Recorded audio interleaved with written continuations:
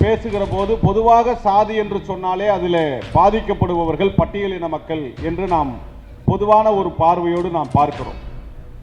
ஆனால் இந்த சாதி மறுப்பு திருமணத்தில் பட்டியலின மக்கள் பாதிக்கப்படுகிறார்கள், கொலை செய்யப்படுகிறார்கள் என்பதை தாண்டி பெண்களினுடைய உணர்வுகளும் உரிமைகளும் கொலை செய்யப்படுகிறது என்பதுதான் நிதர்சனமான உண்மை. பாசிச கும்பல்கள் எல்லாம் கதறினார்கள். எங்கே இருக்கிறது சனாதானம் என்று கேட்பவர்களுக்கு வள்ளி கும்மி என்கிற ஒரு கலை, அந்த கலையிலே அந்த கலையை பயிற்றுவிக்கிறோம் என்கின்ற பெயரில் ஒரே சாதியில் திருமணம் செய்ய வேண்டும் என்று ஒருவர் சபதம் எடுக்கிறார் என்று சொன்னால் அங்கே இருக்கிறது சனாதானம் என்பதுதான் நிதர்சனமான உண்மை. நான் கேட்பது அல்லது நாங்கள் சொல்ல விரும்புவது, பெண்கள் சுதந்திரமாக சிந்திக்க தொடங்கிவிட்டால் உங்கள் கலாச்சாரம் சீரழிந்துவிடும், கெட்டுவிடும், அழிந்துவிடும் என்று சொன்னால் அப்படி ஒரு கலாச்சாரத்தை அழிப்பதுதான் நம்முடைய முதல் வேலையாக இருக்க வேண்டும். இந்த உச்சி மாநாட்டிலே பல்வேறு தீர்மானங்களை நிறைவேற்றியிருக்கிறார்கள். நிறைவேற்றப்பட்டிருக்கிற அத்துணை தீர்மானத்தையும் வரவேற்பதோடு அந்த தீர்மானங்கள் வெல்லுவதற்கு இந்த மாநாட்டு தலைவர்களோடு தமிழ் புலிகள் கட்சியும் பங்கெடுத்துக் கொள்ளும் என்கிற ஒரு செய்தியை நான் முதலிலே பகிர்ந்து கொள்ள ஆசைப்படுகிறேன். பல்வேறு வகையான தீர்மானங்களிலே 12வது தீர்மானமாக இயற்றப்பட்டிருக்கிற சாதி ஆணவ கொலைகளை தடுத்திட தனி சிறப்பு சட்டம் இயற்றப்பட வேண்டும், சாதி மறுப்பு திருமணங்களை ஊக்குவிக்க வேண்டும் என்கிற தீர்மானத்தையும் வலியுறுத்தி இந்த தீர்மானத்தை பற்றிய செய்திகளை மாத்திரம் சுருக்கமாக பேசி நான் நிறைவு செய்ய ஆசைப்படுகிறேன். சாதி ஆணவ படுகொலையை தடுத்திட வேண்டும் என்பதை நாம் தொடர்ந்து வலியுறுத்தி வருகிறோம். ஆனாலும் சாதிய ஆதிக்கமும் சாதிய இறுக்கமும் நாள்தோறும் வளர்ந்து கொண்டிருக்கிறது என்பதை நாம் மறுக்க முடியாது. அதிலும் குறிப்பாக மோடி தலைமையிலான ஆட்சி மத்தியிலே வந்த பிறகு இந்தியா முழுவதும் சாதி வெறி தலைவிரித்து ஆடுகிற ஒரு கொடூரத்தை நாம் உணர்ந்து கொண்டிருக்கிறோம். அதற்கு எதிராக நாம் போராடி கொண்டிருக்கிறோம்.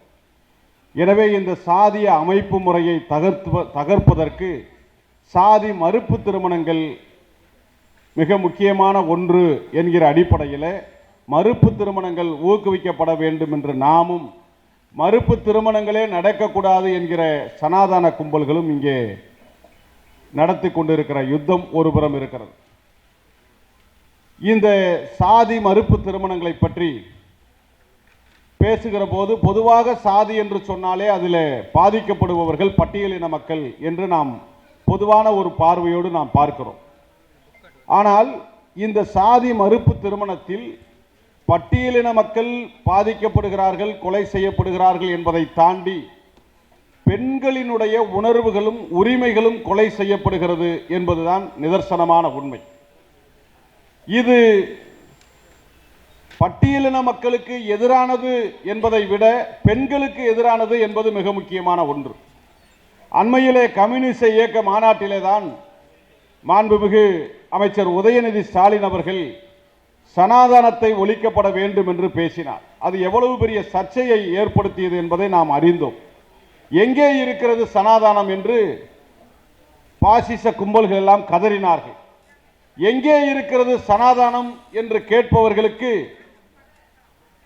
வள்ளி கும்மி என்கிற ஒரு கலை, அந்த கலையிலே அந்த கலையை பயிற்றுவிக்கிறோம் என்கின்ற பெயரில் ஒரே சாதியில் திருமணம் செய்ய வேண்டும் என்று ஒருவர் சபதம் எடுக்கிறார் என்று சொன்னால் அங்கே இருக்கிறது சனாதானம் என்பதுதான் நிதர்சனமான உண்மை. நாம் அரசியல் அமைப்பு சட்டத்தில் ஆளப்படுகிறோம் என்று சொல்லப்பட்டாலும் கூட மனுதர்ம சட்டம் நம்முடைய மூளையிலே இருந்து நம்மை இயக்கிக் கொண்டிருக்கிறது என்பதை யாரும் மறுக்க முடியாது. மனுதர்ம சட்டம் என்ன சொல்லுகிறது? பெண்கள் சுதந்திரமாக சிந்திக்க கூடாது, பெண்கள் சுயமாக ஒரு விருப்பத்தை நிறைவேற்றிக் கொள்ளக்கூடாது, பெண்கள் பிறந்து வளர்கிற வரை தகப்பன் கட்டுப்பாட்டிலே இருக்க வேண்டும், மணமுடித்த பிறகு கணவன் கட்டுப்பாட்டிலே இருக்க வேண்டும், வயது ஆன பிறகு மகனுடைய கட்டுப்பாட்டில் இருக்க வேண்டும் என்று மனு தர்ம சாஸ்திரம் சொல்லுகிறது.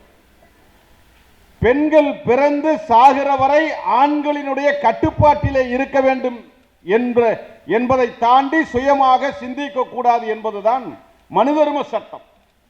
அந்த சட்டத்தினுடைய ஒரு அசைவுதான் பெண்கள் சொந்த சாதியில் திருமணம் செய்ய வேண்டும், பிற சாதிக்காரர்களோடு திருமணம் செய்யக்கூடாது என்று சொல்லுவது. அந்த பிற சாதிக்காரர்களோடு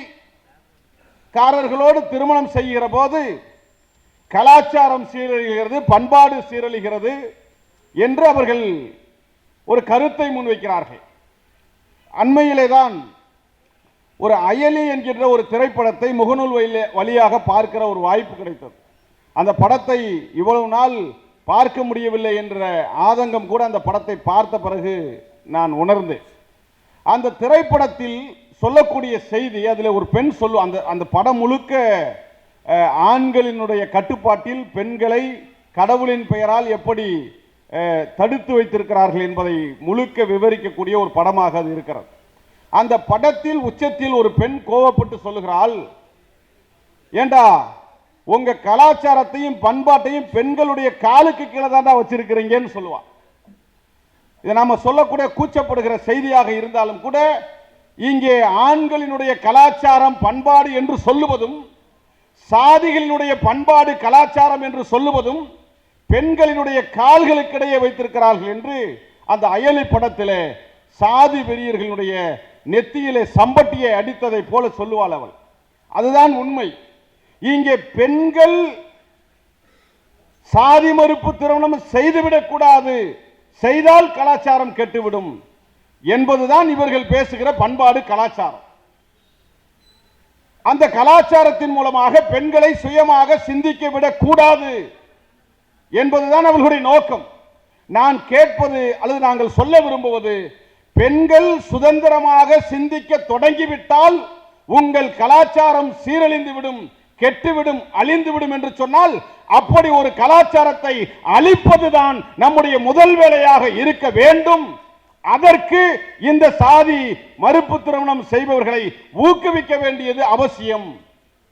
எனவேதான் தந்தை பெரியாரும் புரட்சியாளர் அம்பேத்கர் அவர்களும் இந்த சாதி அமைப்பு முறையை தகர்ப்பதற்கு சாதி மறுப்பு திருமணங்கள் தேவை என்பதை பல இடங்களிலே அவர்கள் வலியுறுத்தி இருக்கிறார்கள். இங்கே சாதி ஆணவ கொலைகளை தடுத்திட ஒரு சட்டம் வேண்டும் என்று நாம் கேட்கிறோம்.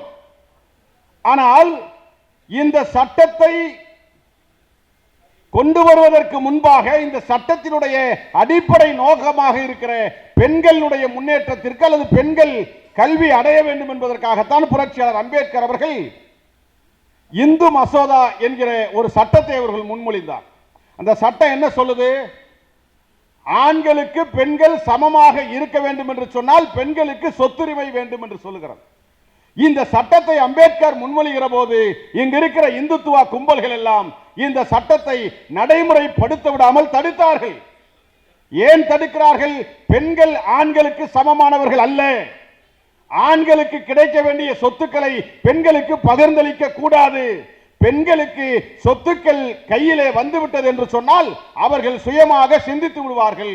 எனவே சொத்துக்களின் மூலமாக பெண்கள் சுயமாக சிந்திப்பதை இந்துத்துவ கும்பல்கள் அன்றைக்கு மறுதளித்து அந்த சட்டத்தை நீர்த்து போக செய்யக்கூடிய ஒரு போராட்டத்தை அவர்கள் நடத்தினார்கள். எனவே முழுக்க முழுக்க இந்த பெண்களுடைய உரிமை என்பது அல்லது இங்கு இருக்கக்கூடிய மக்களுடைய சமத்துவம் என்பது சாதி மறுப்பு திருமணமும் குறிப்பாக பெண்கள் சுயமாக சிந்திப்பதிலுமே அடங்கி இருக்கிறது என்பதனால்தான் அம்பேத்கரும் பெரியாரும் பெண்கள் சுயமாக சிந்திக்கக்கூடிய உரிமைகளுக்காக தொடர்ந்து போராடினார்கள். அப்படிப்பட்ட அந்த போராட்டத்தினுடைய நீட்சியாகத்தான் இந்த சட்டத்தை இயற்ற வேண்டும் என்று நாம் பல மேடைகளிலே மாநாடுகளிலே கோரிக்கையாக முன்வைத்துக் கொண்டிருக்கிறோம். இந்த கோரிக்கையை இன்னும் ஒரு படிக்கு மேலே போய் தமிழ் புலிகள் கட்சி இந்த கோரிக்கையை இப்படி வைத்தால் கூட நன்றாக இருக்கும், அது சாத்தியமா சாத்தியம் இல்லையா என்பதை தாண்டிலும் சொந்த சாதியில் திருமணம் செய்வது தடை செய்யப்பட வேண்டும். சொந்த சாதியில் திருமணம் செய்வது குற்றம் என்று அறிவிக்க வேண்டும் என்கின்ற அளவிற்கு இந்த சட்டம் அடுத்த கட்டத்திற்கு நகர வேண்டும் என்று சொல்லி அதற்கு உறுதுணையாக இந்த சாதி ஆணவ படுகொலை தடுப்பு சட்டம் இயற்ற அரசுகள் உரிய நடவடிக்கைகளை மேற்கொள்ள வேண்டும் என்று இந்த மாநாட்டின் மூலமாக தமிழ் புலிகள் கட்சியின் சார்பிலே இந்த கோரிக்கையை வலியுறுத்தி விடைபெறுகிறேன். நன்றி.